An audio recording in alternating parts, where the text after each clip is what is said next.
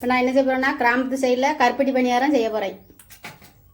பச்சரிசி, வெந்தயம், சீரகம், கொஞ்சம் கருப்பட்டி, உளுந்து, அரிசியை ஊற போட்டுக்கலாம். தண்ணி ஊற்றிக்கலாம். உளுந்தை ஊற போட்டுக்கலாம். ஒரு அரை மணி நேரம் நல்லா ஊறட்டும்.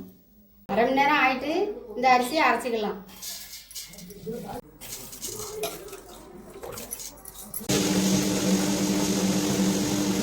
மாவை எடுத்துக்கலாம்.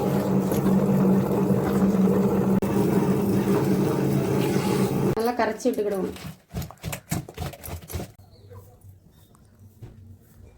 தேங்காய் ஊற்றி சுட்டுக்கலாம். அதான் நல்லா வாசமாக இருக்கும். மாவு ஊற்றிக்கலாம்.